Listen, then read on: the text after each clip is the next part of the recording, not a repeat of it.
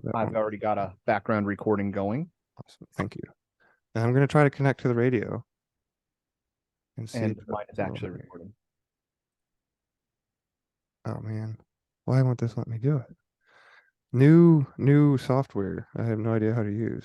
So, oh, so frustrating. Let me try Boomer! this. Turning into a boomer, Bill. No. Ah, well. I, Ah, I well. am technically a boomer, so I don't think there's only one person listening right now anyway. So, it's you. yeah, I was signed in to the site. All right, so we're just going to skip over that for now until Derek and I can get together, figure that out. Um, all right, so here we go. Give me a second to get some water, and then we'll kick things off.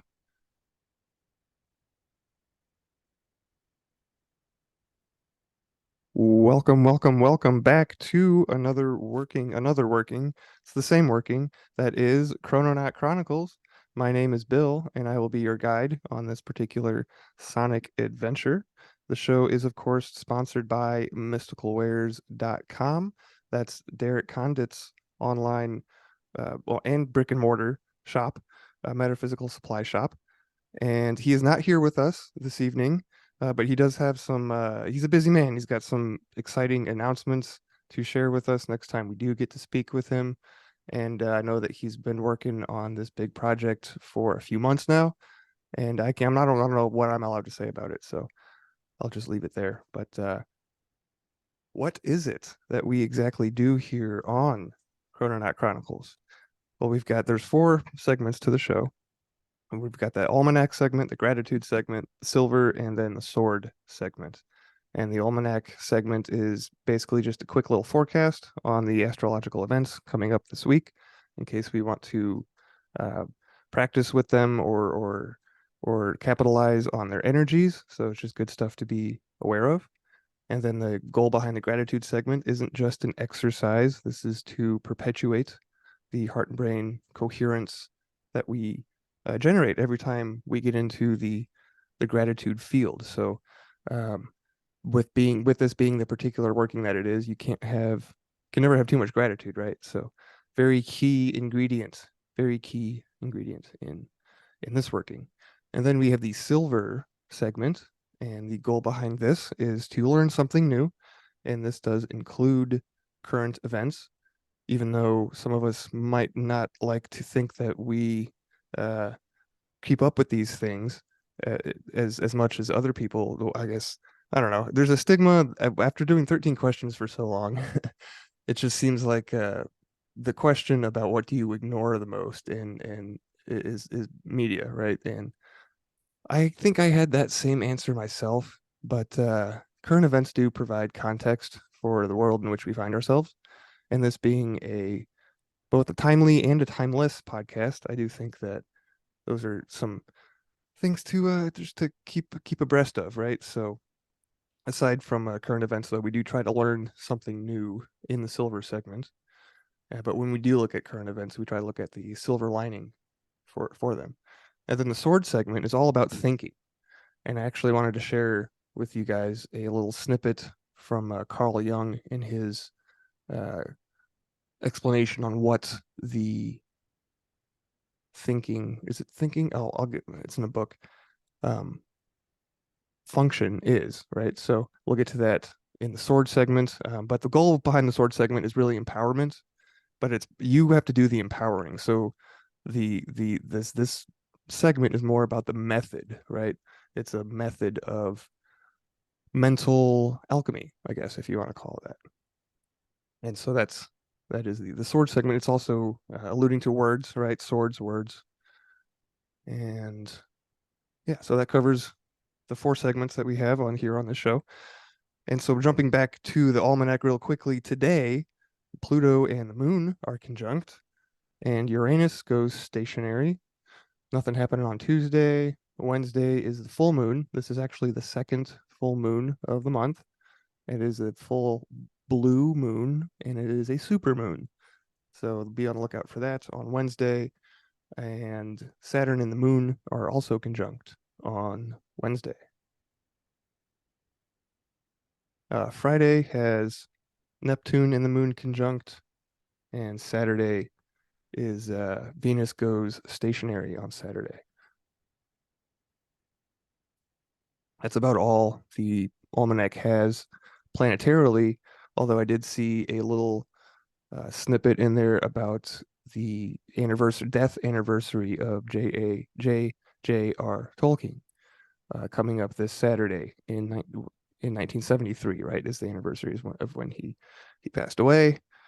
Truly a wizard, in my opinion. So that's the Almanac segment. Pretty short, pretty to the point. And gratitudes, man. I guess I'll go first because I've got a lot, a lot to be grateful for. We had a tornado here in town this past week.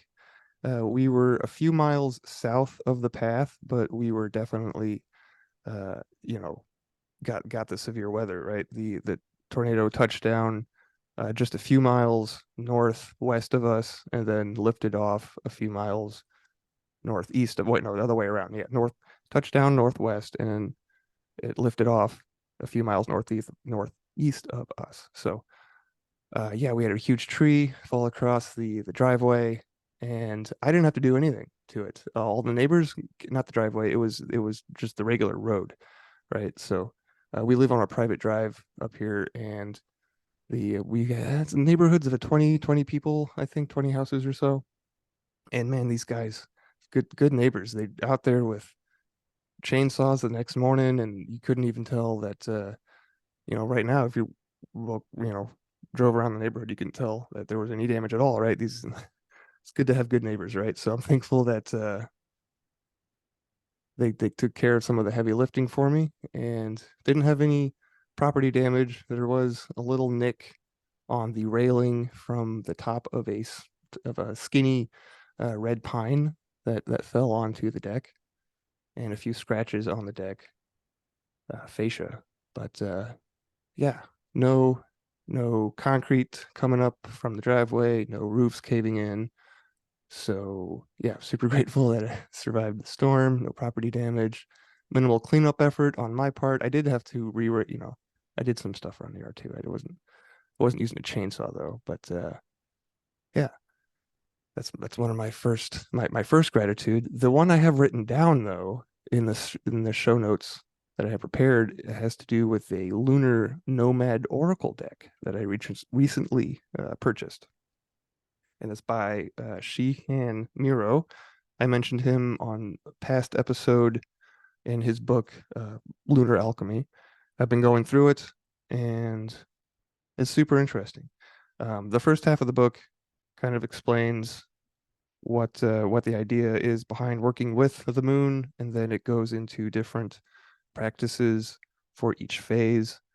And then the end of the book is just a list of rituals and spells that you can use to further your practice, right? So it's a really interesting self-help, explorational, introspective tool to use.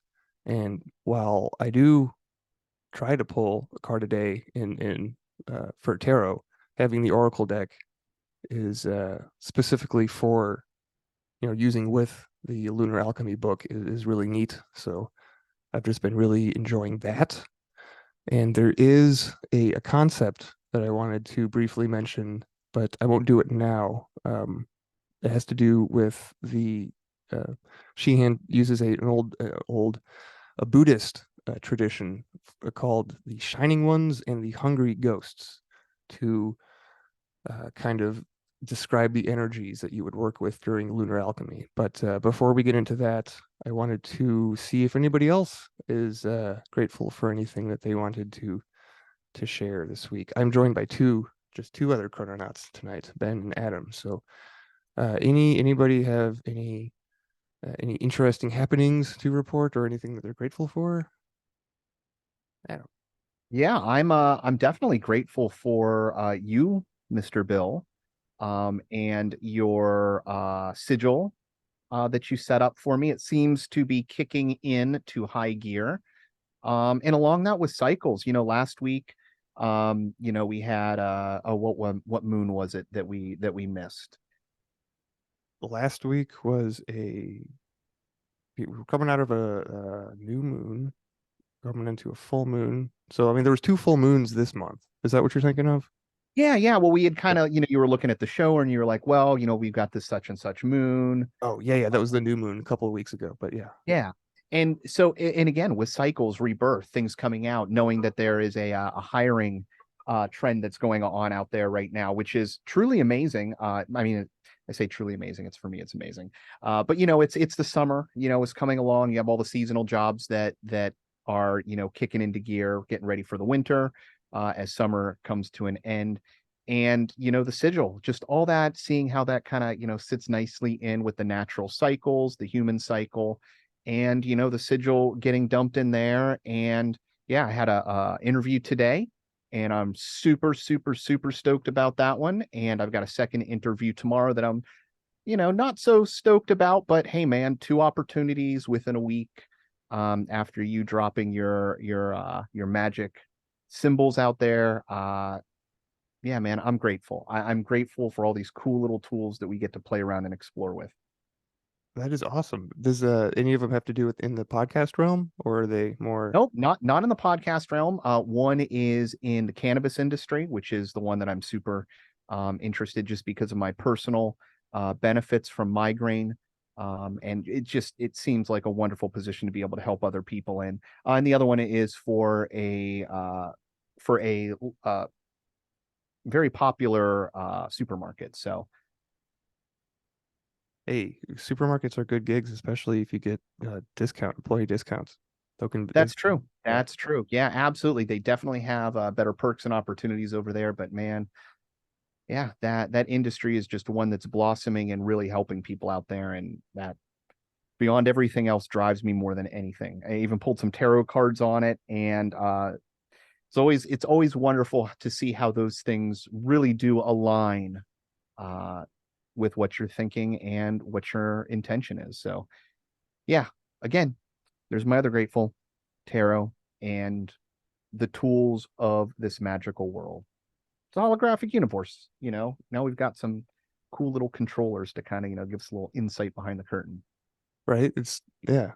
These little tools, and it's just extra add-ons that you can choose to use or not to use. Right. Oh yeah, like look, you're using your computer. You have a task manager. You can go and kind of figure out, oh, what's going on here. I thought it was feeling a little bit slow. You know what? I do see the indications here. I can just close that program. I don't have to just blindly hope and pray and reboot and then it's solved. Then I have a little bit of knowledge, and then it makes you feel better because you're like, oh, I did see this. It's not a hardware issue. I don't need to clean my thermal block.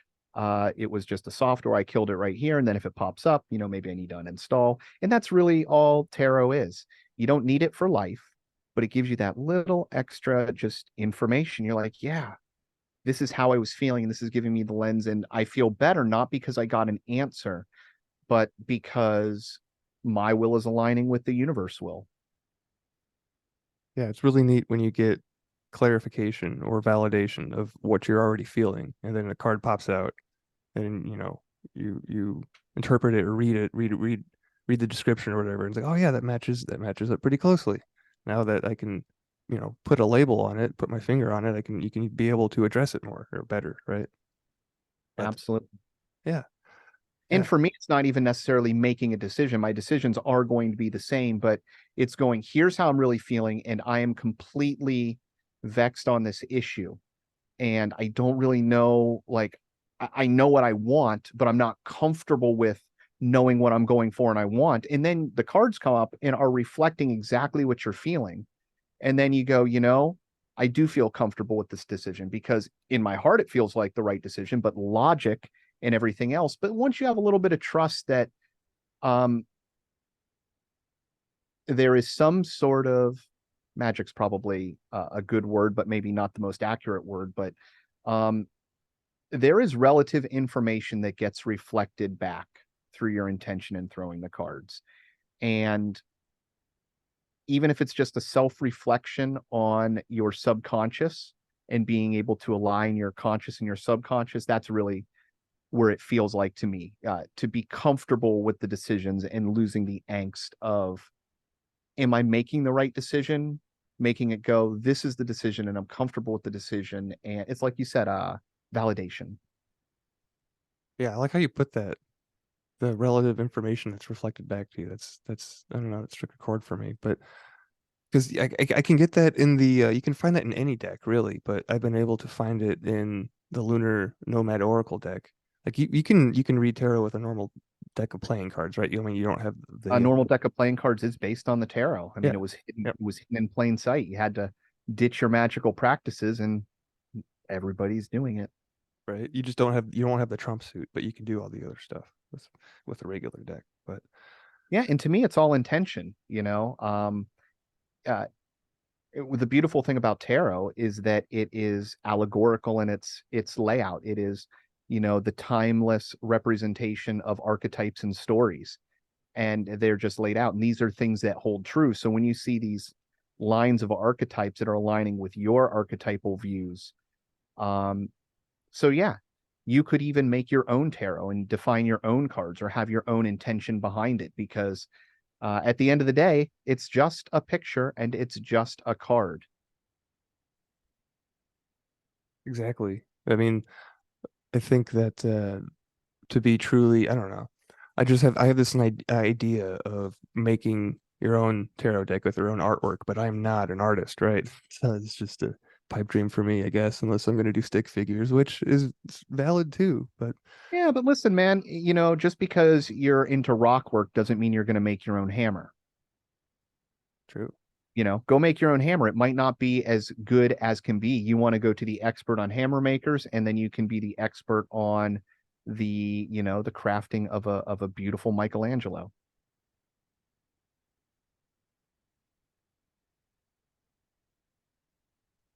But yeah, speaking of gleaning information out of the universe or from decks of cards or the moon, really, back to the cycle thing. We did have a kind of a hiatus in Ben dropped out. Um, for the other listeners though, we did have another hiatus of releases the last 2 weeks. We mentioned Adam mentioned before there was a new moon, and during the phase of a new moon is very low energy. And just to be totally honest, that I was not feeling it that Monday, right? And why half-ass something if you're not, if it's not a hell yes, then it's a hell no. So I decided to take the suggestion from this lunar alchemy book and just hibernate, right? Just relax and rest and deal with the hungry ghosts. Speaking of hungry ghosts, I guess I will talk about them for a few seconds here and see if Ben rejoins us for the gratitude segment. But yeah, I'm sorry, Shaheen Miro uses well, I'll just read it. There is a Buddhist belief called the hungry ghosts. The hungry ghosts are disincarnate spirits who've died by extreme violence, tragedy, or trauma. Or in some instances, the hungry ghosts are the forgotten spirits of the dead no longer venerated by their families and ancestors. Loneliness and isolation turn the hungry ghosts into revenants of the past. So they roam, wander, and haunt people, looking for approval, acceptance, sustenance, and peace. Any, they mean no harm or malice. They instigate chaos and conflict in an attempt to get attention. Starved for approval, they are drawn to the life force of the living in the hopes that they too will be satisfied. Imagine your shadow parts are the hungry ghosts. At some point in your life, an aspect of you was killed off, disconnected, or banished from your awareness, turned into a ghost. Now it desperately wants and needs your attention. All of its misconduct has been an attempt to make you aware of it. The hungry ghosts taunt you because they need you to offer them peace and approval. You know when a hungry ghost is around when you feel triggered or angry. You are disapproving of something or someone. Feelings of extreme hate or resentment come to the surface. You want to run away, become invisible, or avoid something. You say yes when you mean no, or vice versa. That other person or situation you deeply despise or cannot stand keeps showing up. You feel out of control. This can look like depression, anger, sadness, or anxiety. So that's the hungry ghosts. And this book showed up. I don't know if it was exactly on the new moon, but I don't know. There's all the synchronicities and everything. Just the way it lined up, divine timing, right? It was just too. Oh yeah. So where do you start in a cycle, right? Shaheen decided to start with the new moon as the first cycle of the moon, right? So it's in the beginning of the book, and I was reading it, and it just happened to be in the phase of the moon at the time, and then I was lining up with everything that I was reading about. So yeah, that was anyway. That's a long explanation for why there's been a brief little hiatus in our releases. That and Derek has been super busy as well, dealing with a big project that he's working on. Um, so the other side of this coin, right, is the shining ones. And Shaheen says that energy is never created or destroyed, it's only transmuted. So when your hungry ghosts are finally find peace and acceptance, they can make the transition into a luminous state or a shining one. In some cultures, they are called the venerated dead. These are the thriving spirits of those transitioned souls in the afterlife. These beings have transitioned into a higher plane of existence. No longer caught in between lives, their power and influence become balanced rather than exaggerated. According to many African belief systems, the dead become divine, and that divinity shines on the future generations who venerate them. So they guide, protect, and work on our behalf. In this context, we speak of the hungry ghosts and the shining ones as metaphoric concepts of our own energetic fragments or psyche selves. But these concepts can be seen as something literal and metaphoric. That is the nature of soul language. The, the shining ones reflect the power, grace, and majesty of your own divine nature. They become the intermediaries between you and the universe. Intermediate. The shining ones keep you aligned with your highest good so you can fulfill your soul purpose as an expression of the divine in the here and now. Each hungry ghost that finds peace becomes a shining one. But for all your shadows, you've always had light. So you've always been under the protection and the care of light beings. The shining ones have always been there. Can you name a time in your life where you have felt divine intervention? There is a state that I call spiritual bypass. This is the state where you give up your own divine autonomy. This is a common go-to mindset among the New Age community. The idea that something did or didn't happen because the universe made and ordained it so. This mindset robs you of your choice and possibility. Your life is yours to live, to choose, to express. When you relinquish your power of choice, you venerate the power of fate. The idea that the future is fixed, making life happen to you. However, the future is fluid. You create your own destiny, and your destiny is determined by your choices now. This doesn't negate the existence of a higher power or of other beings in the universe working for or against you, but it does change the playing field.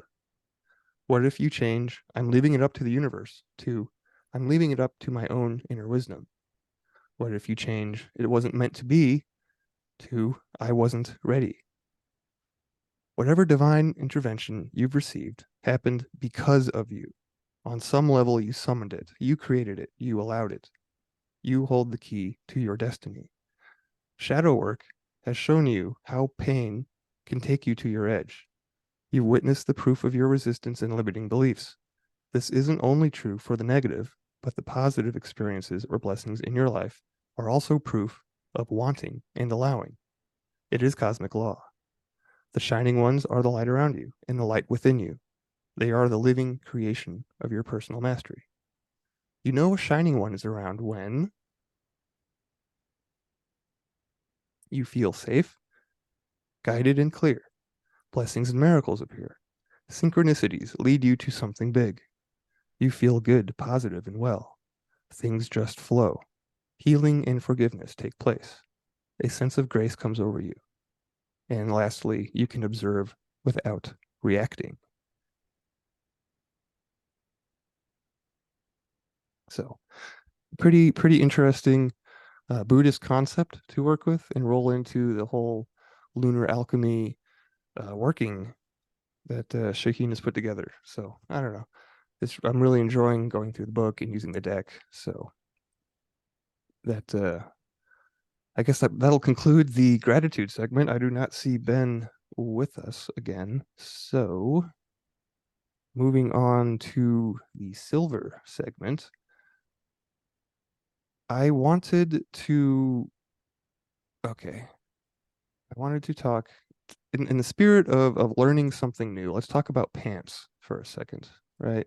Yes. I don't I don't we have some headlines to get to, but um I really want to cover this so we can talk about increasing our knowledge base, right? This is what the segment's all about. So this is from thinkbig.com, and this is how pants went from being banned to required in the Roman Empire. So a little bit of a history lesson here. So And it's the Romans' fault. it was. Before that, real men wore togas. So uh, to kick us off here, it says to go to a meeting with any male politician today. Oh, go to a meeting with any male politician, and you're most certainly going to be standing in front of a man wearing pants, except perhaps in Bermuda, where the shorts are the nation's official dress. But in imperial Rome, things were a little different. No man of honor would think of wearing what was considered the garb of a savage barbarian.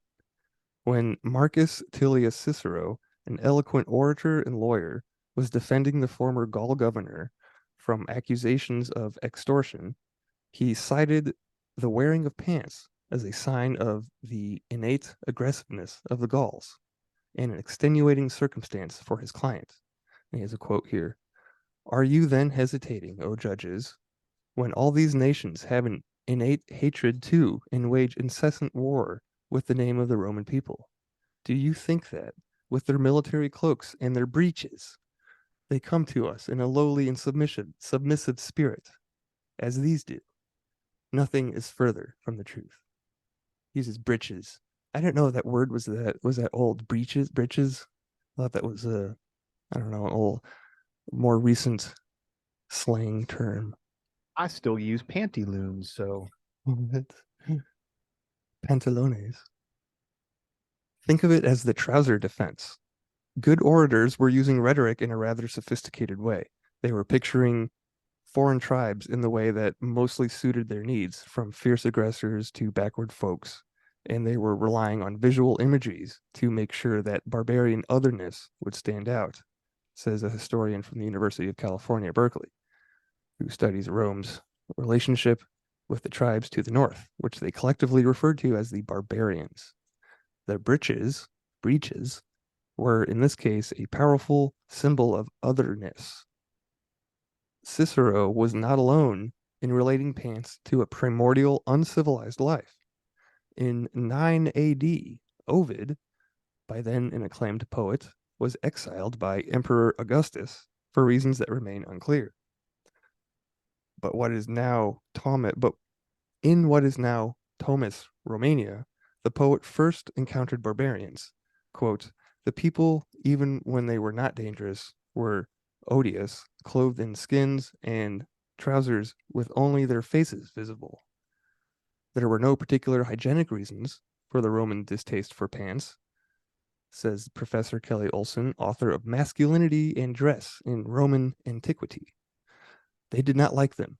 It appears because of their association with non-Romans. But opinions change with time, and not long after, the historian and senator Publius Cornelius Tacitus listed pants among a range of exotic behaviors of Germanic tribes, whom he praised for having morals unweakened by civilization, river bathing, ponytails, and pants. It was it was not as It is not as though every person walking around ancient Rome was wearing a toga. They were more like formal wear. Tunics were the most common garments, sleeveless or short-sleeved for men and long-sleeved ankle length for women. Squeezing one's legs into stitched fabric was simply not tradition and generally demanded and not generally demanded by the Mediterranean climate. However, as the empire expanded, this began to change. Romans and tribes from newly annexed northern lands fought side by side to protect their borders from still other barbarians, such as the Visigoths. So military trousers, used by Germans or Gauls, became the outfit of choice for Roman troops, presumably because they're more practical on a northern battlefield than flappy tunics. Evidence of this early trouserization of Roman troops can be seen in the spiral bas-relief of Trajan's column, the 98-foot tall, 12-foot thick marble monument erected in 113 to honor the emperor's triumph over the Dacians. They were pants wearers from what is now Romania and the region around it. In that depiction, generals and other high rank figures wear tunics or togas, while common soldiers wear leggings. Like with the like with GPS and the internet, innovations from the military sector slowly spread to civil society. By 397, trousers, in all their odiousness, were becoming so common that brother emperors Honorius and Arcadius of the Western and Eastern empires, respectively, issued an official trouser ban. The ban is cited in a code named for their father, Theodosianus, which reads, "Within the venerable city, no person should be allowed to appropriate to himself the use of boots or trousers. But if any man should attempt to contravene this sanction, we command that in accordance with the sentence of the illustrious prefect, the offender shall be stripped of all his resources and delivered into perpetual exile for pants." What the ban basically does is that it bans civilians from wearing a military outfit in the capital, says Elm. So one could see it as an indirect way to make it easy to distinguish civilians from military men at a time when tensions were high. 4 years prior, Emperor Valens had been killed in battle within the Roman borders, and a third of the army had been wiped out. So banning trousers could have been a way to make sure that the capital was easier to police and that fighters were kept out. The ban could also be read as the desperate attempt of late period emperors to cling to a sense of Roman identity at a time where the empire had not become or had become a melting pot of traditions after hundreds of years of expansion and cultural appropriation. Long hair and flashy jewels soon joined boots and pants as forbidden fashion. Barbarian influence on fashion was something that emperors wanted to control, but then their own bodyguards, which presumably they trusted, were barbarians. So rather than anti-barbarian, they were mostly anti-barbarian identity. Restoring concepts such as purity and identity is not uncommon in fading empires. Authoritarian ways to make rulers feel in control at home in the face of external weakness. It's not clear whether the trouser ban had any impact on Roman identity or was even actually enforced. There is no legal evidence or angry letters. But 13 years after the ban, Visigoth fighters led by King Alaric violently marched into and sacked Rome, an event that most historians consider a critical shove in the fall of the Western Roman Empire in 476. The ban was more or less rendered moot. Of course, Pants won in the end. You can't beat pants, man. You can't beat them.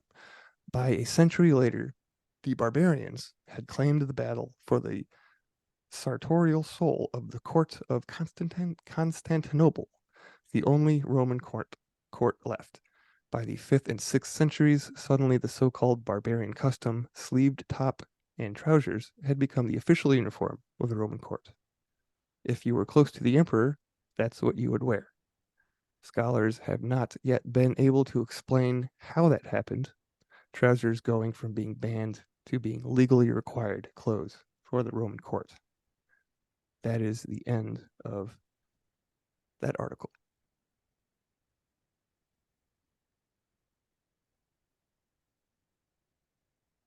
So, just kind of interesting, I thought.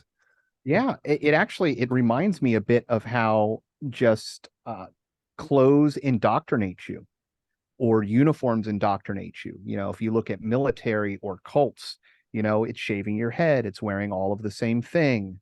You know, it's bringing you all together to be one monolithic thing. And then identifying people and putting them into different groups. It is certainly, yeah, I don't think people realize the effects that that have. Just walking around in public and being able to know things about people based on how society requires that we dress. Because you're born in your birthday suit, but if you wear that in public, you go into jail, and there's not a choice about that. You Did gotta play you, the game. speaking of fashion and whatnot, did you see that story about Crocs being used in the movie Idiocracy? Do you know about this? It's funny that you mentioned that because I just watched Idiocracy like 3 or 4 nights ago again. Of course. But yeah, so all the shoes that they wear in the Yeah, future are Crocs, right? yeah. And before it was even a big thing, and it was like, yeah, that movie is so predictive of the future. In fact, Terry Crews, who plays President Camacho, here some months ago put together a fake campaign that is absolutely hilarious, where President Camacho came back from the future to run for president in 2024. President who? Camacho, Who's that? he's the president of the United States, played by Terry Crews in the movie Idiocracy. Oh, okay. Yeah, it's been a while since I've seen the movie, but Yeah, I the think it's on Hulu right now. is it the the story I was reading, I don't know if it was a story or a video, but the set designer or the person that was in charge of making costumes or wardrobe, there it is, wardrobe for that movie wanted to find a shoe that he or she thought was utterly ridiculous and just preposterous and insane and stupid that nobody would ever wear, right? Because it's idiocracy, idiots, right? But yeah, he found Crocs online while it was still a small company, used them, right? And I don't know how many years later Crocs became like a fashion statement. So it's a little Yeah, Hollywood. Matt Judge is a he's a brilliant genius. That movie was way ahead of its time. Water like from the toilet. Yeah. It has electrolytes. Yeah, pants though, pants. Um, I like this little comment about falling empires, right? The Dropping trowel. well, it's the identity thing. Like restoring concepts such as purity and identity is not uncommon in fading empires, Hmm. right? Like we're kind of a fading empire, Unfortunately, it's easy to see.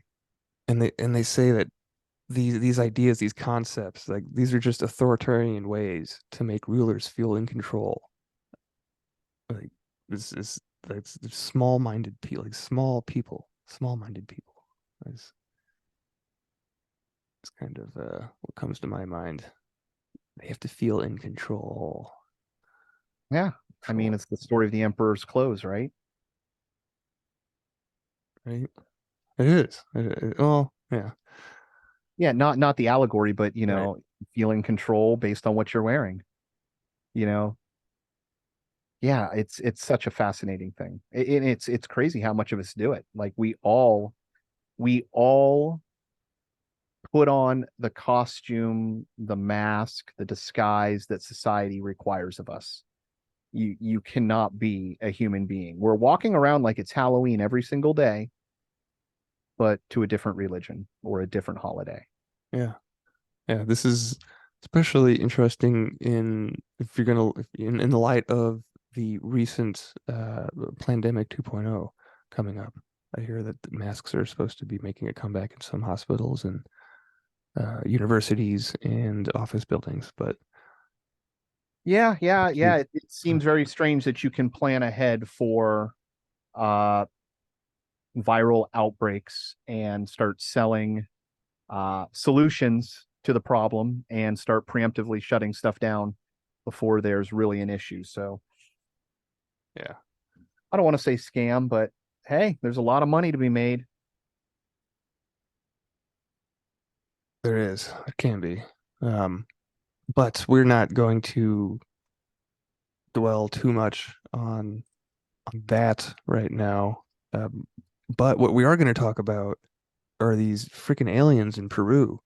Adam and I briefly discussed this last week when we were going to meet to do an episode, but Derek actually had well, he had some food poisoning. I don't know. Oh, that's crazy. Angie had that as well. Oh, She got food poisoning, was in the hospital here. We just got out a few days ago. oh gosh. Yeah, I know you guys didn't eat at the same restaurant, but Did not eat the same thing. We ate at the same restaurant. Oh, yeah, me and Derek. I thought you meant me and yeah, Angie. no, no. But yeah, that's the other reason I why we still weren't know what here. I'm eating. Yeah, right. These But tarot cards are really good. yeah, I have food tarot cards, food themed tarot cards. But yeah, dude, Peru. Something's happening in Peru. I put this article in the chat from Dazed Digital. Um, talks about Peruvian villagers under attack by 7-foot green aliens. This is a mind-blowing story coming out of Peru. Yeah, the situation has been ongoing for weeks and only just now trickled out to a few outside media channels.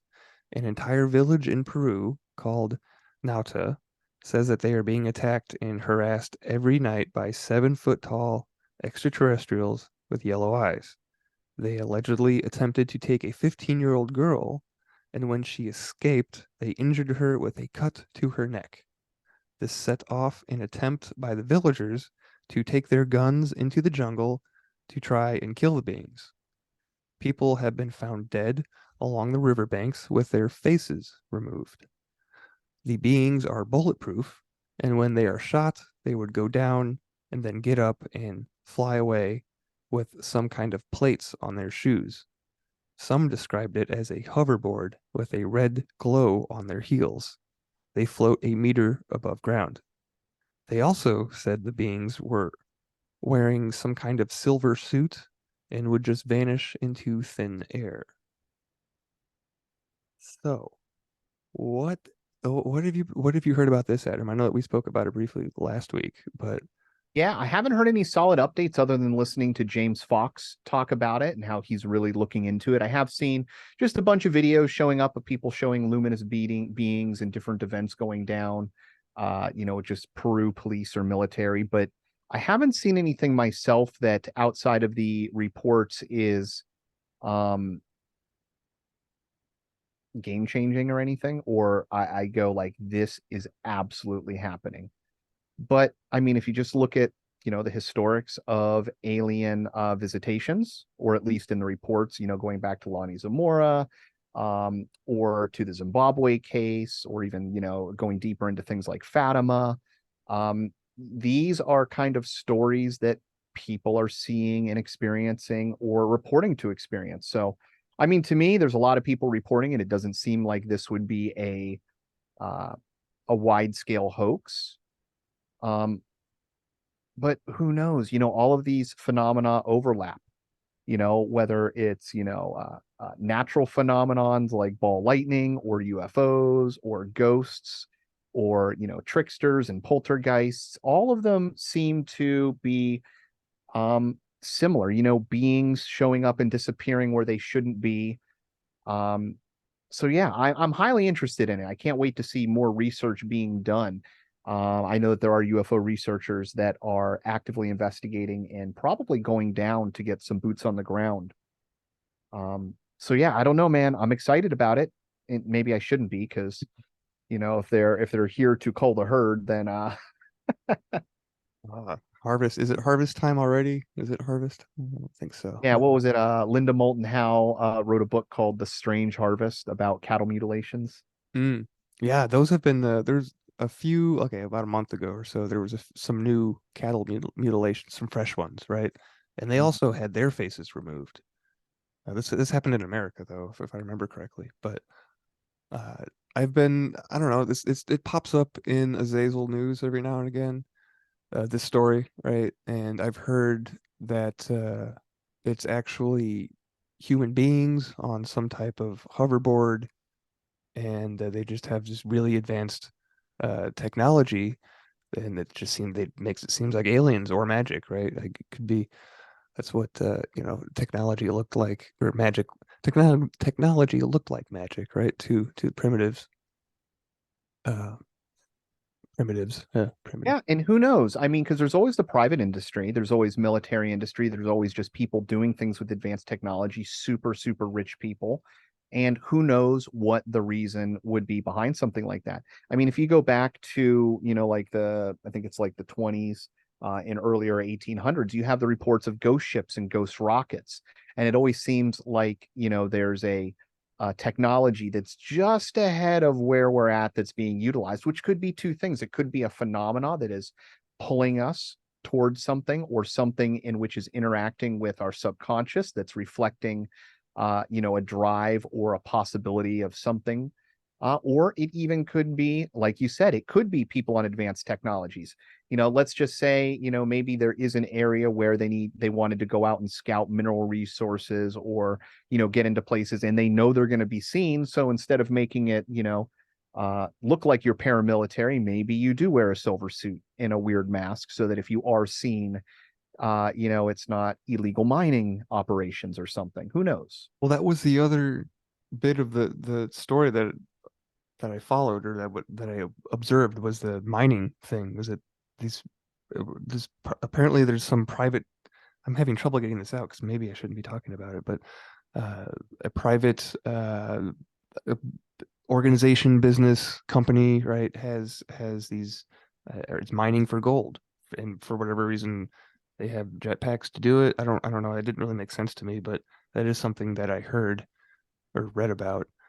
But the other thing that's weird to me about the story is this girl escaped, but all they did was, and she had a cut to her neck, right? Like I don't know, if you were advanced ET being person, like wouldn't you have, more sophisticated, you know, weaponry or ways to capture people? Like, first of all, how did she escape, right? Like, I want to hear her story. And like, why is it only just a cut? Like, why isn't, you know, that just, I don't know, it just doesn't seem very. And this could be multifaceted. I mean, human beings are so interesting. Just look at people, admitting to crimes that they never committed. There's people that do things like that. You could have a unique event that actually happens, or some weird thing that triggered the perception that there was an alien event. And then you have other people who, are believing in a reality that did not happen, and are falling into it, paranoid schizophrenics, or, other people. I'm not saying that's what it is, but, it could not just be it's this, it's this, it's this. Maybe it's, a few things that are mixed together.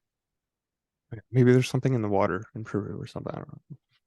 Hey, well, I mean, that has happened before too, right? You could, go back to what they linked to the Salem witch trials, in which there was a form of, I forget what it is, but it basically it grows on the rice, and it contaminates the rice, and it has a similar compound to LSD. So now all of a sudden you have people that start tripping out and seeing things and experiencing things that they're having spiritual, events that are being chemically driven and then being fed by their own biases. So who knows? Yeah, I and mean, I don't know I wasn't there, so who knows if that's an even true story, but you never know, man. You never know. Look, we're all getting dosed with chemicals anyways from all the stuff we're eating. Who knows? Maybe some contaminated mushrooms, got filtered into the food supply. right? Uh, that mold thing though on the rice, that reminds me of that happened to like an entire village over in Europe a long time ago. I don't know if it was rice. I think it was something in the bread maybe that made them hallucinate. It And would do that. I mean, it is in wheat. yeah, Did I say rice? yeah. If I said rice, I did not mean rice. Oh, but yeah. So I've heard about that. It's crazy. Speaking of crazy though, controlling the weather. Does that sound crazy to you, Adam? No, I mean, it's been going on forever. It Not, has. not to steal the show, but you can go back to California, like, 100 years ago, where people were doing controlled burns of forests and fires because you can have the smoke and the smoke blowing down range in certain areas and uh, triggering rains and things like that. Also, look at what they've done. They do in Dubai. Look at what they did in the Olympics with clearing up the air and causing it to rain. Insurance companies in I know Canada and places I was like Toronto or something would seed the sky ahead of hailstorms with like silver iodide because it was cheaper for them to run that operation and drop the hail early than it would be for them to pay for insurance claims for broken vehicles and property. So the stuff has been going on forever, and we do it all the time, anyways. You don't even have to go into chemtrails. You just have to look at 9/11 and the exhaust that's being put out by jets, and the fact that the Earth's global temperature rose, by a measurable amount of like a degree or two after all the planes were landed. And that's because you're not putting up the particulates, you're not putting up that exhaust, you don't see those contrails, and they are reflecting back a measurable amount. So I mean, it's going on. It's been going on. That's only the stuff we know about. So, I mean, I'm sure they're trying to Mr. Burns the world. Yeah, like this is weather modification isn't like I don't know. I have this. It's not a new thing. It's nuts, but So still very, very old thing, but it's poo-pooed it's on. it's So it's it's tied up under the conspiracy theory. it It's is, like, but look, it's I'm not fact. telling you that there's, every single plane, has jets and nozzles out sticking out the outside, but planes fly through the air. They have exhaust. There are additives put into fuel mixtures, and that stuff does go back into the atmosphere and reflect stuff back. Plus, whatever other programs are doing. And now you're seeing it in the news. They're actually talking about wanting to openly seed the atmosphere to reflect. There's even people that talk about the idea that the US military may be doing this with metals in certain areas where they're working with like HARP systems or some sort of radar scanning system where by having a light coating of metallic particles or particles in the air, you're actually able to get 3D scans of environments live. So, there could even be just ultimate mapping or tracking or control. And just look at the biggest polluters in the world. It's the military. The military pollutes more than every corporation in the US combined. So, In the military, actually, kind of like pants, right? Started in the military and it's trickled down to the civilian world. But this it started with this is that's why I'm wearing my podcasting pants in protest. I've got shorts on. You're wearing pants in Florida and I'm wearing shorts. No, no, that's the joke. My podcasting pants is I forgot to turn the air conditioner on before I came into the studio, and it's like 90 in here. Oh, So the podcasting pants is lack thereof. shorts, right? Shorts. Or is That's what I'm telling everybody. Shorts. Commando Monday, maybe? No, no, no, no. Oh my God, I'd get glued to the chair. Anyway, this article is from Popeye, and it's um, with Operation Popeye, the U.S. government made weather an instrument of war, and this all happened during Vietnam. So I put the link in the chat there for you, Adam. If you want to look at it, It says it was a seasonably chilly afternoon in 1974 when Senators Claiborne Pell, Democrat from Rhode Island, and Clifford Case, Republican from New Jersey, strode into the chambers of the Senate Committee on Foreign Relations for a classified briefing. While the meeting was labeled top secret, the topic at hand was rather mundane. They were there to discuss the weather. More specifically, Pell, the chairman of the now defunct Subcommittee for Oceans and International Environment,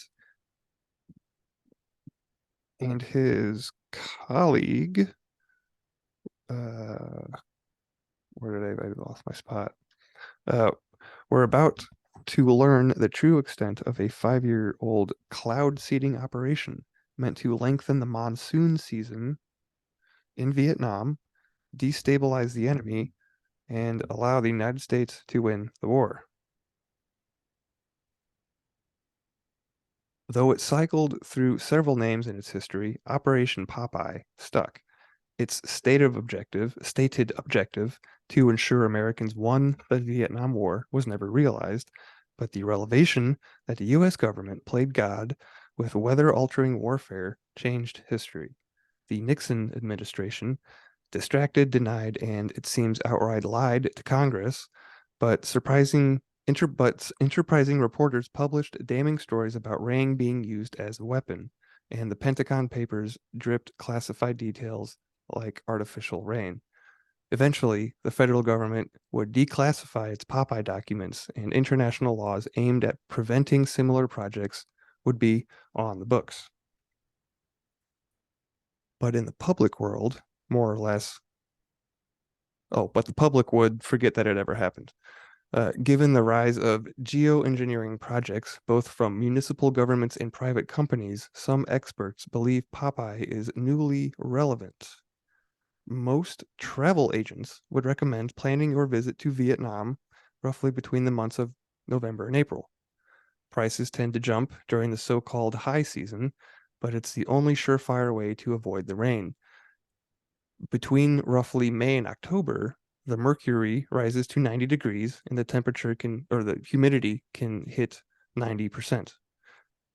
Heavy with water and churned by reversing monsoon winds, the northern metropolis of Hanoi typically receives 8.2 inches of rain in July alone, while Ho Chi Minh City in the south, where the monsoon hits a little later, racks up an average 11 inches each September. For comparison, the southwestern state of Arizona typically gets 8 inches of rain a year. Back in the 60s, however, Vietnam's rainfall patterns weren't the concern of the American tourists so much as the American military. When preliminary tests for Operation Popeye began in 1966 under LBJ, the Vietnam War had been underway for over a decade, though still a decade away from its somber conclusion. More than 8,000 Americans had already died. With traditional methods failing, the US government decided to look to the skies. The close monitoring of troop and truck traffic along routes where rain had fallen verified beyond any doubt the naturally adverse effects of rainfall and accumulated soil moisture on the enemy's logistic effort. Lieutenant Colonel Ed Soyster told Senators Pell and Case, according to the declassified notes from that meeting in 1974. Operation Popeye, intended to further ruin roads, jam rivers, and extend the amount of time swaths of Vietnam weren't traversable. Cloud seeding is a method for artificially stimulating precipitation, like rain or snow. The practice is thought to have originated in 1946 while experimenting with dry ice. Vincent Schaefer, self-taught chemist employed by General Electric, made a big discovery. He noticed that cloud condensation nuclei, the tiny particles around which water condensates, could be artificially produced to create rain and snow. Schaefer put his discovery to the test by seeding the clouds over the Berkshire Mountains in Massachusetts and successfully created precipitation. He was hailed as the first person to actually do something about the weather and not just talk about it, the New York Times wrote in his obituary. Of course, Schaefer's discovery was not met with enthusiasm alone. While some dreamed of ending drought, others worried that rain could be stolen, as scientists pulled precipitation out of clouds in some places and not others. At first, no one seemed to consider the wartime applications of cloud seeding, but on March 20th, 1967, the operational phase of Popeye began. Pilots and their crews would soar over select regions of Vietnam with a canister of silver or lead iodide, which were, by the 1960s, considered two of the primary sources of water condensation nuclei. The planet, the planet, the plane crew would ignite the canisters and release particle-rich smoke into an existing storm. If it all went well, the jolt of artificial nuclei would reverberate through the system, forcibly spurring additional precipitation. Despite 80 years of cloud seeding efforts, rigorous research aimed at proving or disproving its efficacy is still underway. During their top secret briefing on Popeye, Senators Pell and Case were told that though taxpayers paid, without their knowledge, some $3.6 million a year for such operations over Vietnam, Popeye's success was certainly limited and also fundamentally unverifiable. As he digested these facts, processed the full extent of the secret wartime weather manipulation project, Senator Pell seemed increasingly indignant, as documented in the official meeting report. Why, he asked, was it kept secret? And what other secrets were there? The thing that concerns me, he said, is not rainmaking per se, but when you open Pandora's box, what comes out with it? When the details of Operation Popeye were made public a month or two later, on May 19th, 1974, many Americans, as well as our allies and enemies abroad, were left pondering the same question. As you read this or listen, someone somewhere is probably seeding a cloud. State and city officials seed clouds in the Sierra Nevada each winter. It's a way to make a little money from ski resorts that pay for the potential of an extra sprinkling of powder. But it's also a coordinated effort to increase the water supply that flows from melting snow each summer and quenches the thirst of California and its neighbors in the Colorado River Basin. And local officials from Wyoming to Mumbai carry out summertime seeding to provide rainfall for farmers. Meanwhile, the Chinese Meteorological Association is the world's biggest cloud seeding operation, reportedly creating billions of tons of rain each year. That's with a B, billions with a B, to the tune of hundreds of millions of dollars. These peacetime efforts are perfectly legal, but after the details of Operation Popeye went public, legislators began to push for an international treaty that would ban weather modification from being used in warfare ever again. As is so often the case, the law originated in the United States among the very people who had been secretly testing and arguably benefiting from the technology in the first place. US officials approached the former Soviet Union about an international agreement, which passed through the United Nations in 1976 and entered into force in 1978. It's called the Environmental Modification Convention. The international treaty bars any action undertaken by military or otherwise hostile forces that could result in earthquakes, tsunamis, an upset in the ecological balance of a region, changes in weather patterns, clouds, precipitation, cyclones of various types, and tornadic storms, changes in climate patterns, changes in ocean currents, changes in the state of the ozone layer, and changes in the state of the ionosphere. The convention is, in effect, so comprehensive it bans many forms of weather modification that, at least according to publicly available knowledge, do not yet exist. While there's an elaborate 12-step WikiHow for a tornado in a bottle, storms don't appear to be that easy to create, or, for that matter, stop in the real world. Cloud seeding, if and when it works, is successful only because it piggybacks on existing weather rather than creating new storm fronts from scratch.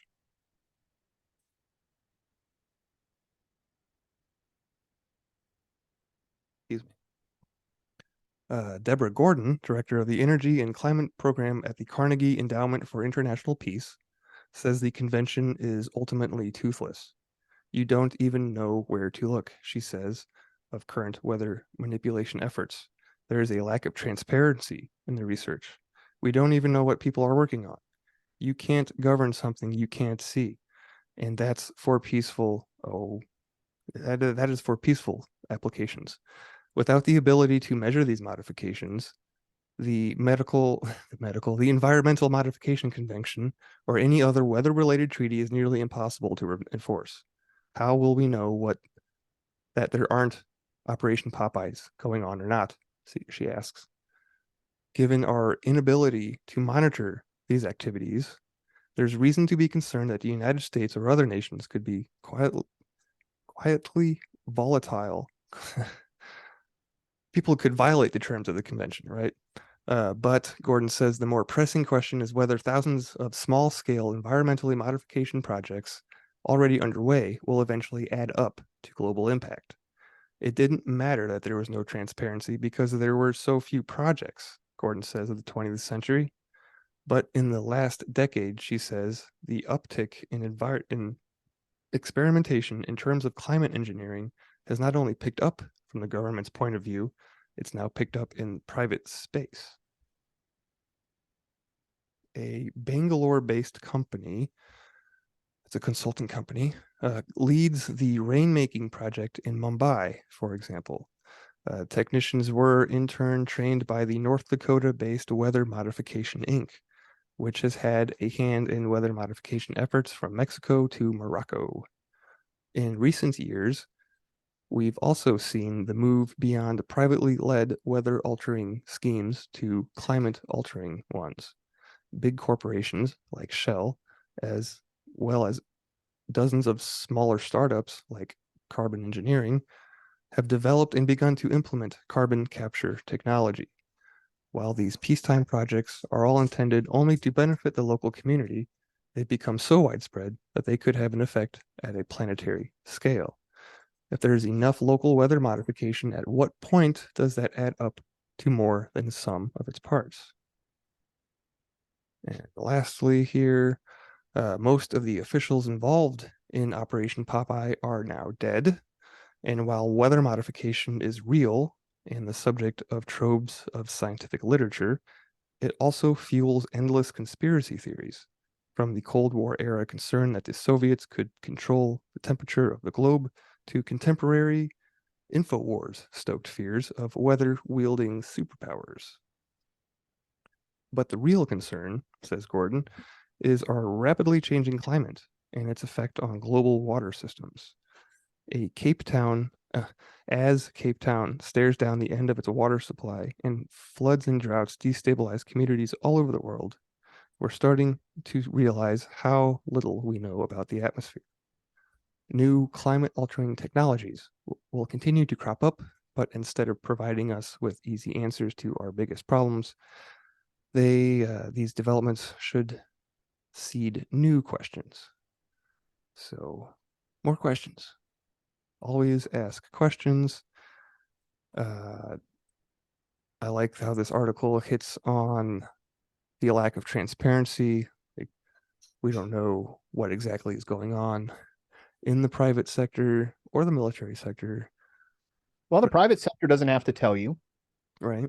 True. or they have little incentive to tell you. But think about this. I mean, what's the incentive? You have in the stock market future sales and futures, not a stock market expert, but they're done on crops. So if I can impact the future projected of a crop and what's going to happen, whether I make it boom or fail, there is an incentive to make money there.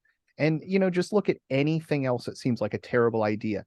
Bioengineering for weapons, all the stuff that's been accused of the NIH or the Wuhan labs or dozens of other facilities that are actively doing gain of function research, trying to make things stronger and better outside of the natural environment.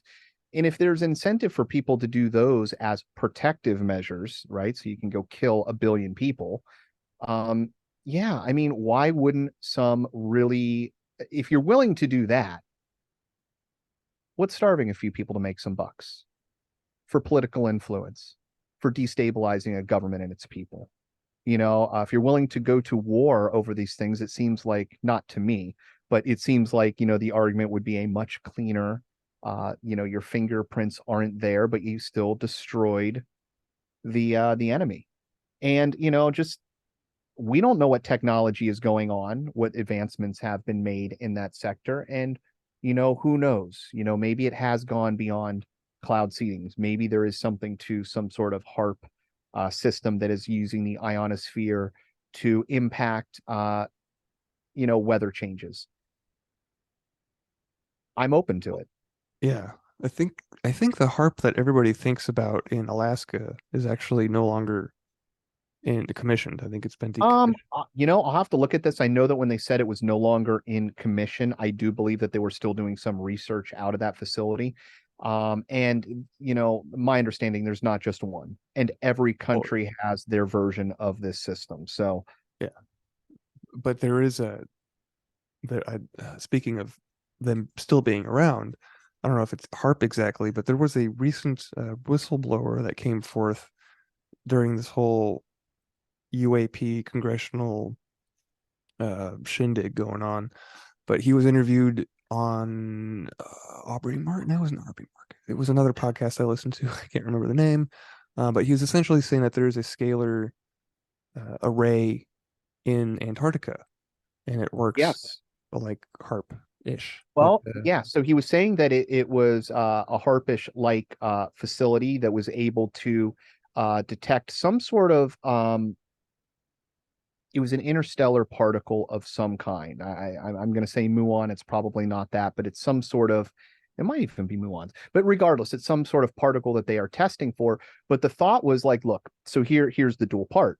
This is actually a detecting system, but it's being masked as a system that can detect some sort of particle output from UAP, a technology of propulsion.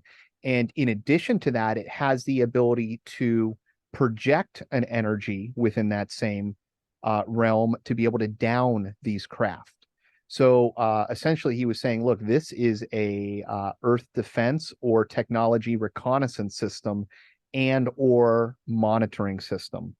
So yeah, that was an absolutely fascinating idea, because I've always said, I'm of the opinion that there is a secret base or secret military tech on the moon for two simple reasons, both human and both from outside. Looking at the amount of evidence through NASA photos and military radar data, not even just the reports, just the solid stuff that we have out there, there appears to be some things that come from outside of our atmosphere, outside of the planet, that we don't know what they are, that come to Earth.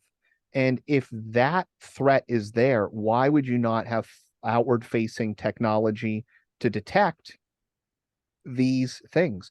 And then secondly, I mean, if you're going to have, satellite weaponry, rods from gods, do research into space-based laser systems like the Star Wars project, it seems like putting a base on the moon where you can have hardware is just a no-brainer. And the Air Force has, one of the largest space programs. They've been running a secret space program that we know of, at least with the X-7B, I think it's called, the craft that goes, disappearing for over 800 days at a time. Nobody knows where it goes, completely unmanned. Has a bay the size of, like, the shuttle bay inside of it. So it's only logical that that there is way more interest in this than they're mentioning. And actually, to tack onto that, Bill, I'm going to pull this up. I didn't realize there was an update on the Peru. I don't want to get too much excitement on this, because every few years, Peru has done deals with the U.S. Military for space, or the space program, and sharing of information. But in light of the Peru, um, what do you call it? Supposed invasions. yeah. I've got an article here from spacenews.com. U.S. Space Command announces new cooperation agreements with allies. One of those agreements was with Peru, which was this article here is listed as April 20th, 2023. So right here in the heart of all of these reports. And let's see what they have to say. U.S. Space Command has also inked a new agreement with the Peruvian National Commission on Aerospace Research and Development, CONIDA as an acronym, and the Peruvian Air Force. This was a space situational awareness data sharing agreement signed by Dickinson and Lieutenant General Carlos Enrique Chavez Contierno, Peruvian Air Force Chief of Staff, and Peruvian Air Force Major General Jose Antonio Garcia Morgan, another officer in this CONDID, or he was the CONDID director, CONIDA. This agreement, too, was signed at the Space Symposium. The U.S.-led data sharing program enhances the safety, stability, security, and sustainability of spaceflight for all. The command has established 170 space situational awareness sharing agreements with partners from the commercial sector, academia, foreign and intergovernmental agencies that share views about responsible behaviors in space. So, like so many other things, we might have, there's people that are saying that we had a nuclear agreement with a nuclear proliferations agreement with Russia that was signed, and people are saying that that was then revised. And it's actually, you can see it, I forget the exact wording, but basically saying if any anomalous objects or anything were discovered, that we would be researching them together jointly. And, this could be one of those things where you're kind of obscuring the agreement in plain sight. You've got something suspicious going on, we'll help you out. It's these things like who knows if this treaty's actually been upheld, right? Kind of like the pants banning thing, but when when countries work together like behind the scenes, there's a concept called brother bear diplomacy that Azazel talks about, and it's basically that you know there's two wars that are going on right now. There's the war that the public knows about, right? That the white world knows about, that everybody in the mainstream is aware of. But then there's also a war uh, for humanity, right? And there are powers that are working in conjunction, human powers together that are made up from different countries, right? That you would think would typically, work together. But for instance, like Russian special forces Spetsnaz trained with Green Berets in cold weather applications in, I don't know, was it Colorado or Alaska a few years ago. But yeah, so it's like we're not officially at war with Russia, right? But never been our close allies since World War II. Even then, it was tentative, tenuous. Um, but yeah, so uh, and then recently, actually, up in the Aleutian Island area, there was a large Chinese Navy presence, and we sent up some of our boys too over there. So something fishy is going on. Is going on up in Alaska too. With I think Russia had their naval ships over there as well. But yeah, China, Russia, America, bears, especially in space, because I think that Adam is onto something with the space station. When a messing with my pop filter here, excuse me. Um, let's see if The I can beard remember this guard. correctly. When a American goes up to space, they're called grizzly bears. When a Russian goes up, he's a polar bear. When a Chinese cosmonaut goes up, they call them panda bears. And then if in a rare occasion, a Australian gets up there, they are affectionately referred to as koala bears. So there's a whole class on this on the Telegram channel. If listeners want to go check it out, it's called Brother Bear Diplomacy, and there's some other interesting examples given. So just I don't know. I like that concept because I don't know, it's kind of reassuring, I guess, that there are good things happening behind the scenes that we don't know about in the Black World projects, you know? Oh yeah, well listen, it's like everything else. You just have groups and people that have power and uh, uh what am I trying to say? Like drive, intent. They have a goal, and it's not always going to be aligned with my goal or your goal. Without diving into politics, just look at Maui. We're giving billions of dollars to oversee company or oversee a nation to fight a war, and we have an absolute catastrophic natural disaster that was fueled by mismanagement of the infrastructure, and people are being offered $700 a piece, and that's it. So, I mean, that seems like the American people, the American government would not be aligned with that type of thinking, but yet it's still happening. It's still going to get done. Those massive dollars are being fueling somebody else's beliefs and ideology or political views. Um, and it's just how the system is. And having said that, on the flip side, I can't think of any right now within the news, but there are also great and good things that come along that the government does that they can fuel. But it's like people, you get a group of people together, room of 1,000 people, there might be somebody in there that tries to take advantage of you. There's probably also somebody that's going to give you the shirt off their back, and they're all always going to be there. And in an as above, so below, like as the economy, the world, the government, you become a world leader, you can knock a plane out of the sky and, openly talk about it, and you just got to deal with it. Yeah. What was that thing that Trump said you could shoot someone in the face on Fifth Avenue and you get away with it? Like, I didn't hear that one. yeah, I think it's one of his quotes. Two-tier justice system for sure, but unrelated. Yeah, the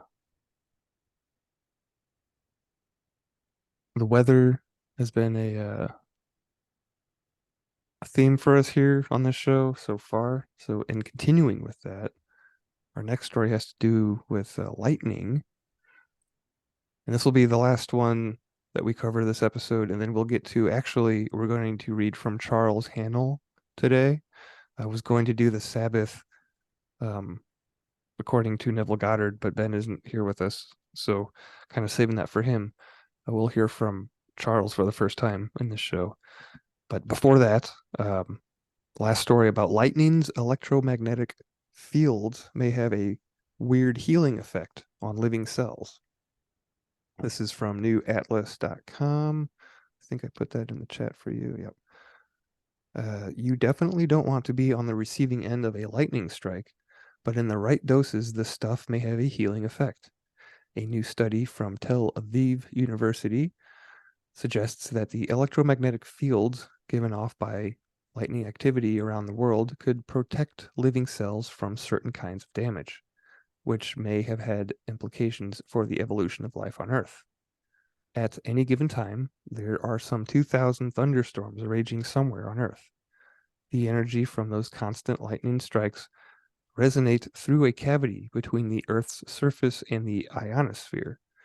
These are known as Schumann resonances, and they in turn produce extremely low frequency ELF, electromagnetic fields.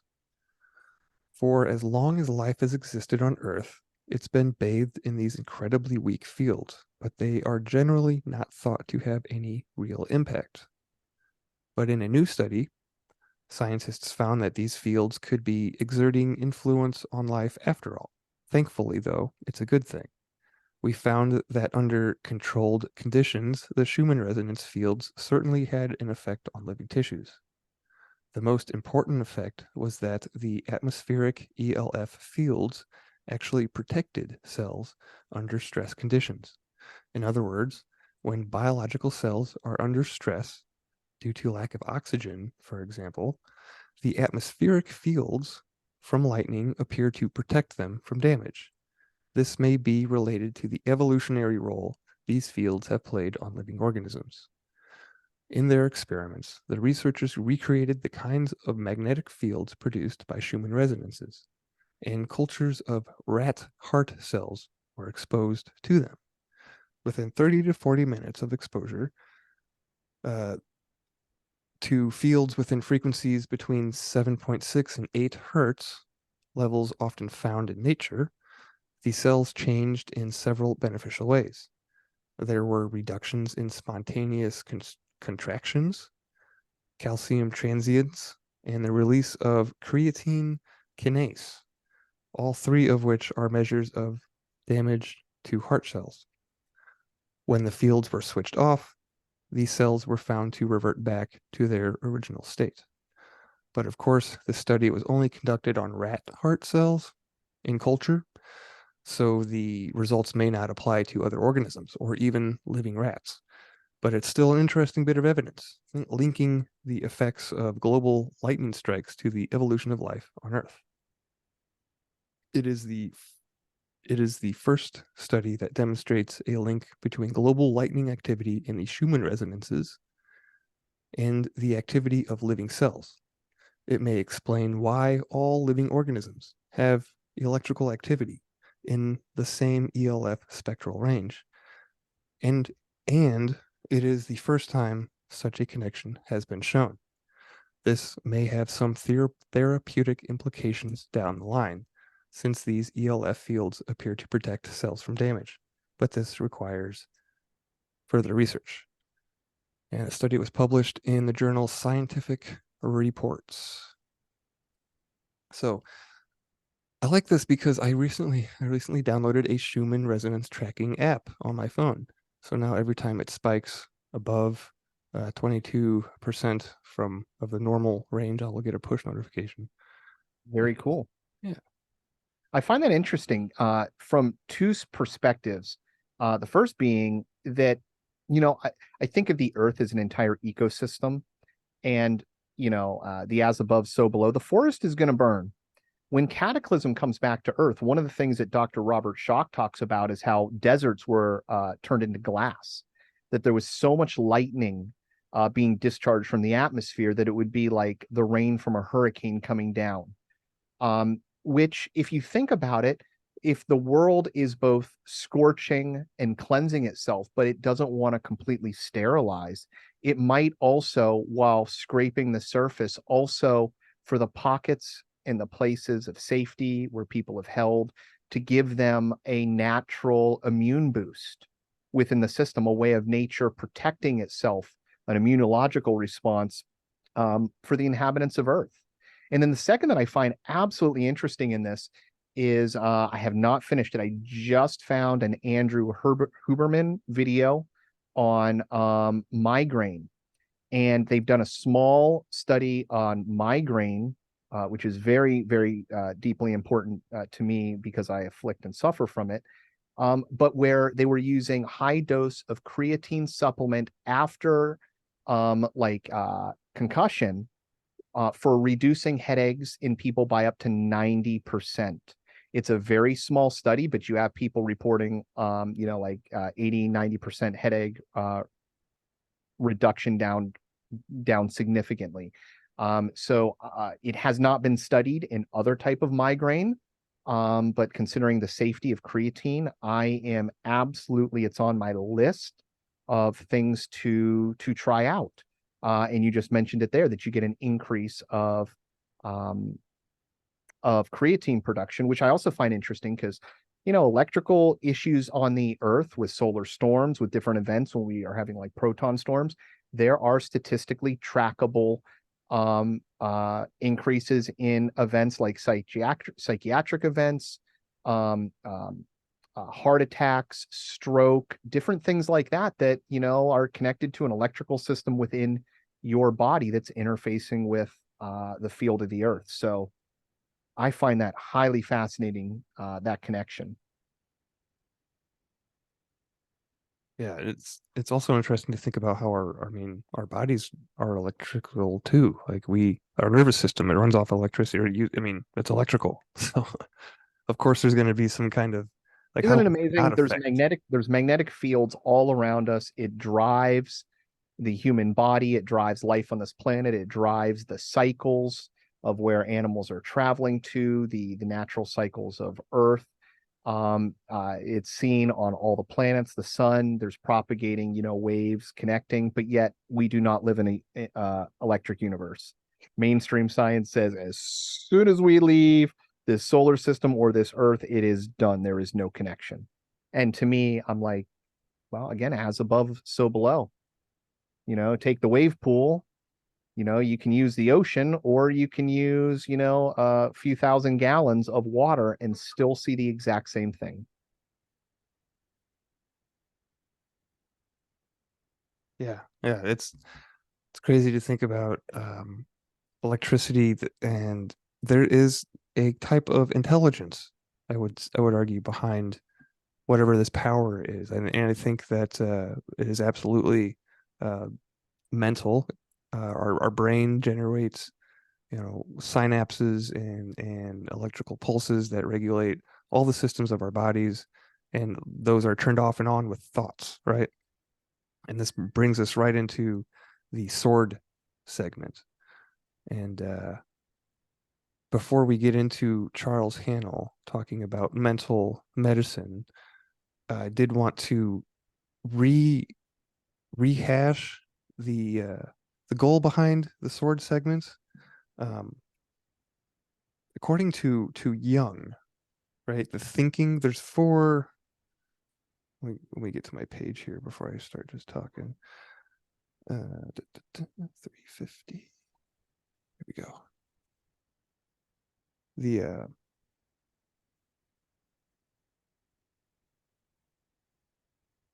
Charles Carl Charles, was that his first full name? No, that was Carl Jung.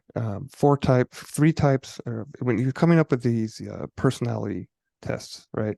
And in tarot, the air element is often associated with swords, and this has to deal with the thinking aspect. And the thinking, there's four aspects, right? Four elements. You got earth, water, air, fire, and corresponding to those is thinking, intuition, sensation, and feeling, right? So when I was putting together this sword segment, I was really bouncing back and forth between the thinking and the feeling function. So what I'm going to do is read a brief description of each of, according to Carl Jung, of what each of those are, right? And then Adam, I want to get your opinion on if this segment should be called the sword segment or if it should be called the staff segment to symbolize feeling and fire as opposed to thinking and air. But I think my opinion is I think I nailed it with the air element. But according to this comes from Robert Place's book, The Tarot, Magic, Alchemy, Hermeticism, and Neoplatonism, second edition. But he's quoting Carl Jung in this particular section on thinking. He says, all people think, but the thinking function is intellectual or analytical. It asks why or what is reality. This is a decision-making function. Jung says, the term thinking should, in my view, be confined to linking up ideas.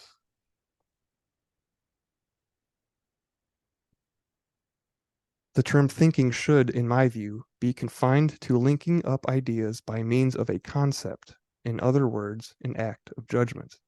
Thinking is forceful, yet intangible, like air, and, therefore, related to the suit of swords.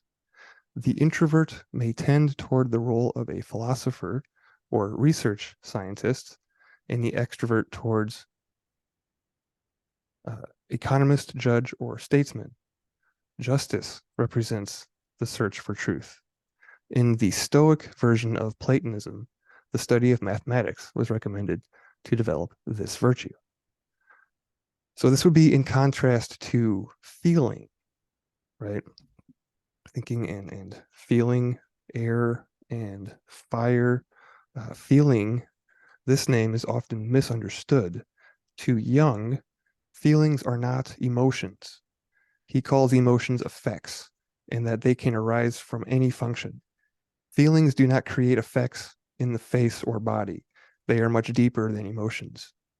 Jung says it is advisable to distinguish affect from feeling, since feeling can be a voluntary disposable function, whereas affect is usually not. Feeling is a decision-making function that determines if something is good or bad.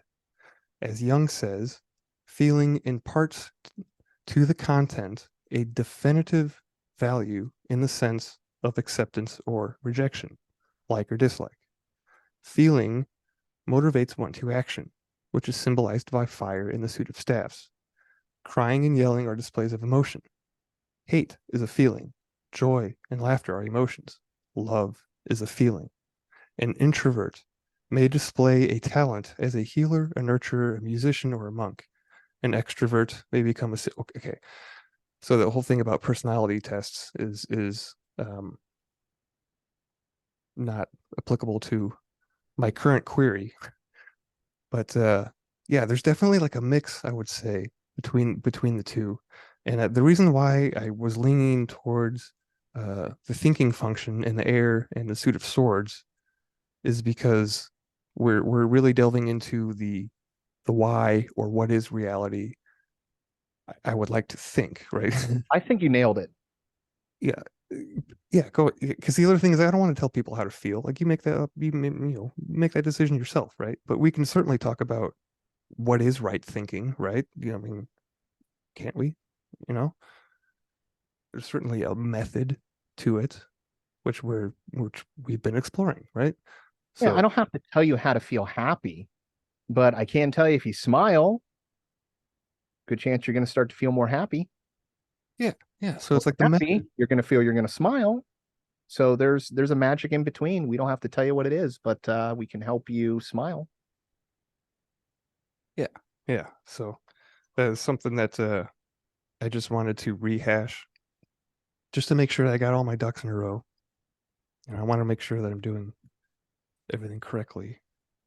Label, not misguiding anybody with this working. But yeah, the other two sensations have to deal with well, so earthy, like you're feeling, like so that's not really that hard to describe. But yeah, no, I think we landed on the right one with swords and air. So that brings us to Charles Haanel. Super excited to share this with you guys because to me, when I read this, I I I I read it in the voice of a mixture between Earl Nightingale and Robert Monroe. So if you've ever heard of those two gentlemen talking at all, this is a kind of the voice that is in my head when I'm reading this stuff. This is Bill's inner So voice. it is. It is. It's an amalgamation of all these different people. But I don't know. I'm going to try to do my best with this reading. It's not long. It is maybe about 2.5 pages. But this is from chapter 14 of The New Psychology by Charles F. Haanel, Haanel. And he starts off with a quote. All that a man does outwardly is but the expression and completion of his inward thought. To work effectually, he must think clearly. To act nobly, he must think nobly. Intellectual force is a principal element of the soul's life, and should be proposed by every man as the principle of his being. That's by Channing. That's the only name he gives. Channing. So, uh, moving on. In The Law of Mental Medicine, Thomas J. Hudson says, Like all laws of nature, the law of mental medicine is universal in its application, and, like all the others, it is simple and easily comprehended. Granted that there is an intelligence that controls the functions of the body in health, it follows that it is the same power or energy that fails in case of disease. Failing, it requires assistance, and that is what all therapeutic agencies claim or aim to accomplish. No intelligent physician of any school claims to be able to do more than to assist nature to restore normal conditions of the body. That it is a mental energy that thus requires assistance, no one denies. For science teaches us that the whole body is made up of a confederation of intelligent entities, each of which performs its functions with an intelligence exactly adapted to, to the performance of its special duties as a member of the Confederacy. There is, indeed, no life without mind, from the lowest unicellular organism up to man. It is, therefore, a mental energy that actuates every fiber of the body under all conditions, that there is a central intelligence that controls each of those mind organisms is self-evident. Whether, as the materialistic scientists insist, this central intelligence is merely the sum of all the cellular energies of the bodily organism, or is an independent entity capable of sustaining a separate existence after the body perishes, is a question that does not concern us in the pursuance of the present inquiry. It is sufficient for us to know that such intelligence exists, and that, for the time being, it is the controlling energy that normally regulates the action of the myriad cells of which the body is composed.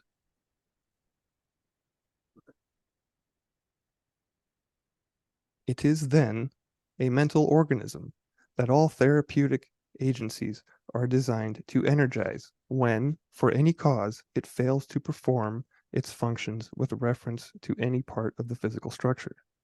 It follows that mental therapeutic agencies are the primary and normal means of energizing the mental organism.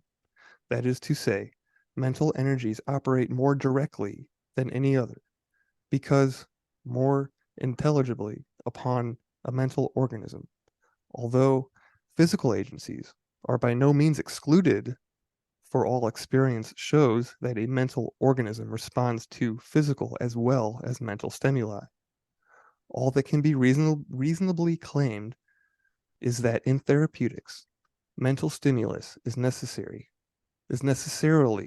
more direct and more positive in its effects, other things being equal, than a physical stimulus can be, for the simple reason that it is intelligent on the one hand and intelligible on the other. It must be remarked, however, that it is obviously impossible wholly to eliminate mental suggestion even in the administration of mental remedies. Extremists claim that the whole effect of material remedies is due to the factor of mental suggestion, but this seems to be untenable. The most that can be claimed with any degree of certainty is that mental remedies, when they are not in themselves positively injurious, are good and legitimate forms of suggestions, and, as such, are invested with a certain therapeutic potency, as in the administration of the placebo.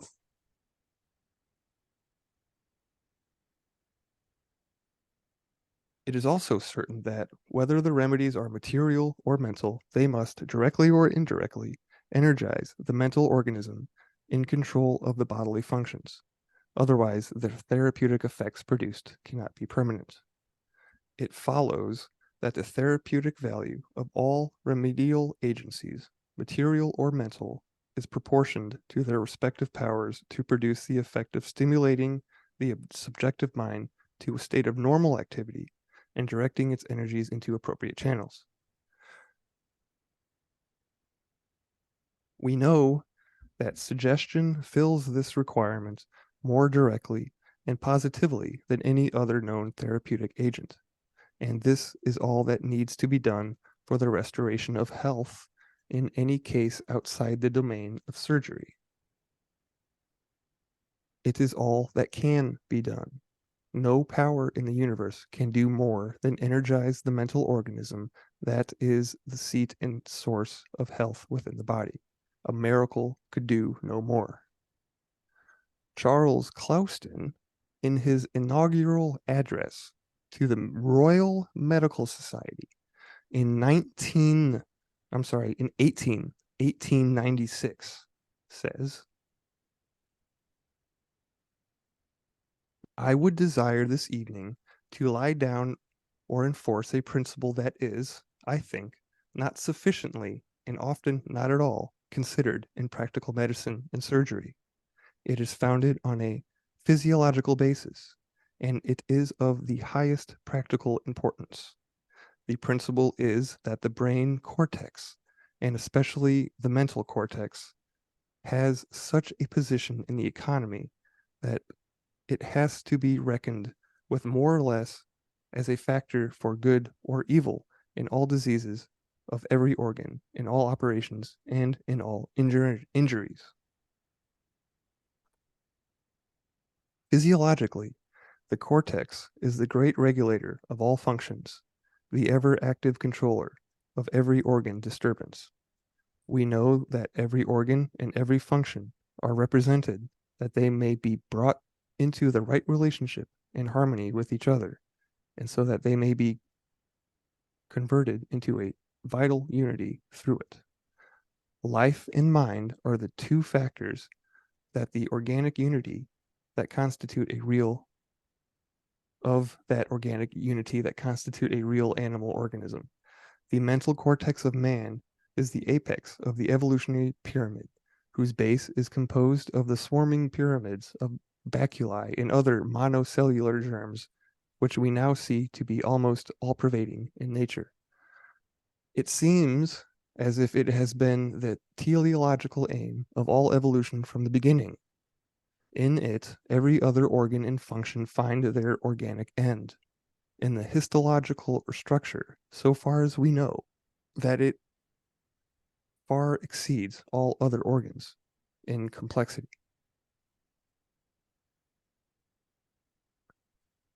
When we fully know the structure of each neuron with its hundreds of fibers and its thousands of dendrites, in the relation of one neuron to another, when we can demonstrate the cortical apparatus for universal intercommunication of nervous energy with its absolute solidarity, its partial localization, and its wondrous arrangements for mind, motion, sensibility, nutrition, repair, and drainage, when we fully know all this, there will be no further question of the dominance of the brain cortex in the organic hierarchy, nor of its supreme importance in disease. The Lancet records a case of Dr. Barkus of a woman with supposed disease of every organ, with pains everywhere, who tried every method of cure, but was at last experimentally cured by mental therapeutics, pure and simple, assured that death would result from her state, and that a certain medicine would infallibly cure her, provided that it was administered by an experienced nurse. 1 tablespoon of pure distilled water was given her at 7, 12, 5, and 10 to the second with scrupulous care, and in less than 3 weeks all pain ceased, all diseases were cured, and remained so. This is a valuable experiment, as excluding every mental remedy whatever, and proving that it is the mental factor alone that cures. However, it may be generally associated with material remedies.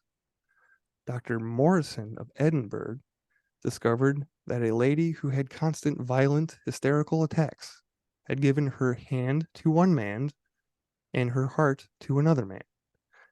A little direct common sense talk, in this case, formed an agreeable substitute for the distilled water in the other, and the patient never had another attack. Many seem to think only nervous of functional diseases are cured by mental or spiritual methods. But Alfred T. Schofield, MD, tells the force of mind in one long list of 250 published cases of disease cured, we find 5 consumption, 1 diseased hip, 5 abscess, 3 dyspepsia, 4 internal complaint, 2 throat ulcer, 7 nervous debility, 9 rheumatism, 5 diseased heart, 2 withered arm, 4 bronchitis, 3 cancer, 2 paralyzed arm, 3 weak eyes, 1 ruptured spine, and 5 pains in the head. And these are the results in 1 year at one small chapel in the north of London. What about the cures at home and continental spas with their eternal round of sulfur and iron waters and baths? Does the doctor attached to the spa in his heart of hearts believe that all the cures, which in these cases he cheerfully certifies to, are affected by the waters, or even the waters in the diet, or even the waters in the diet and the air? Or does he not think there must be a something else as well? And to come nearer home and into the center of all things, in the chamber of all his secrets, in his own consulting room, and in his own practice, is not the physician brought face to face with cures and diseases, too, the cause of which he cannot account for? And is he not often surprised to find a continuation of the same treatment originated by the local practitioners is, when continued by his august self, efficacious? And is it not the local practitioner, not only surprised, but disgusted as well, to find such is the case? Does any practical medical man, after all, really doubt these mental powers? Is he not aware of the ingredient faith, which, if added to his prescriptions, makes them often all powerful for good? Does he know experimentally the value of strongly asserting that the medicine will produce such and such effects as a powerful means of securing them? If, then, this power is so well known, why, in the name of common sense, is it ignored? It has its laws of action, its limitations, and its power for good and for evil. Would it not clearly help the medical student if these were indicated to him by his lawful teachers, instead of his gleaning them uncertainly from the undoubted successes of the large army of irregulars? We are, however, inclined to think that, after all, a silent revolution is slowly taking place in the minds of medical men, and that our present textbooks on disease, content with merely prescribing any mental cure in a single line as unworthy of serious consideration, will in time be replaced by others containing views more worthy of the century in which we live. And that's the end of that chapter. And this was back in, okay, so Charles wasn't, I don't know if he was alive in the 1800s, but that quote that he took from the Royal Medical Society, that was 1896. Kind of seems like we should be further along than where we're at currently. Is that just me, Adam, or what do you think? Well, I mean, that's still when the military, or not military, what am I saying? The like medical industrial complex, came in with chemical solutions and pushed out all the natural solutions. So, I mean, we're kind of still in that system. So I'm not surprised that that machine is still running in the background. It does certainly ring true to me. I mean, one of the previous guests that we had on 13 Questions, Dean Radin, has talked about experiments with nutrition where just having somebody pray over the food increases, or I should say over nutrition, increases in plants the nutritional uptake of the plant. So without doing anything else, the intention and prayer upon the food has an effect. And if you can affect something outside of your body in such a profound way, then yeah, things like placebo start to look even more powerful on how they control. We chalk it up to, oh, it's just placebo effect. No, it's placebo effect. Yeah. It's mental. It's mental. It's mental lightning energy.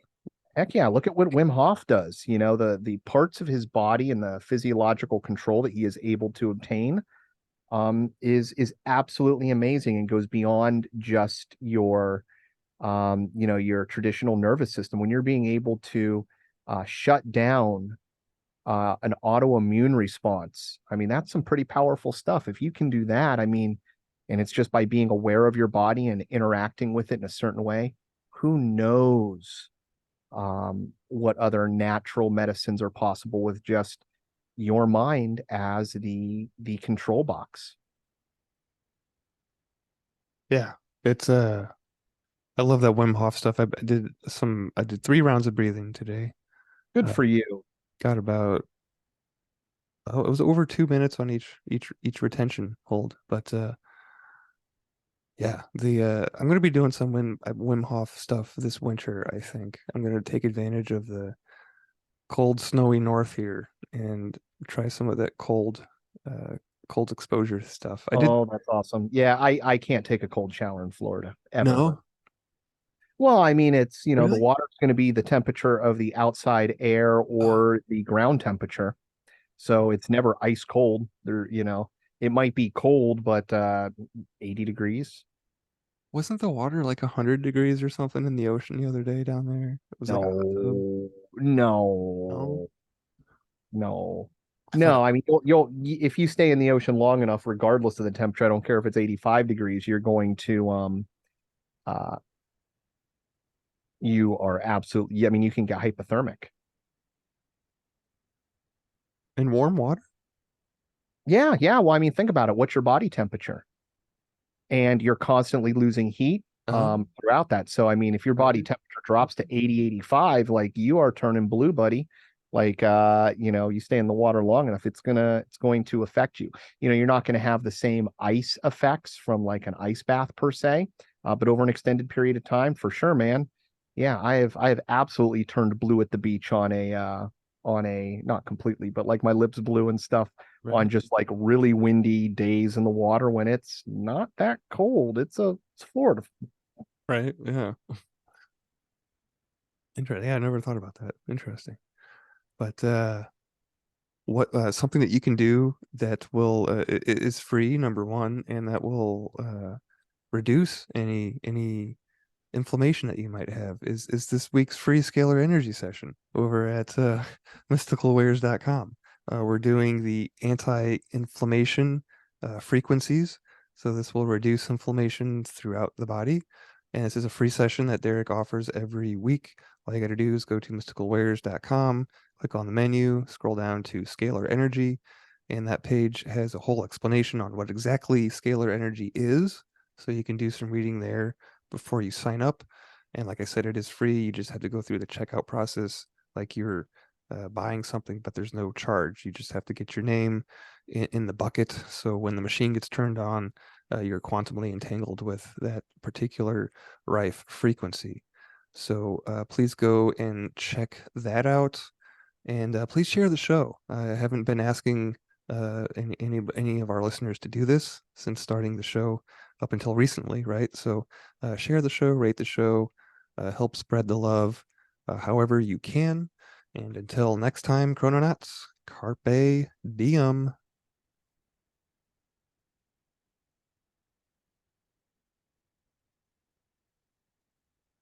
That was a good one, Bill.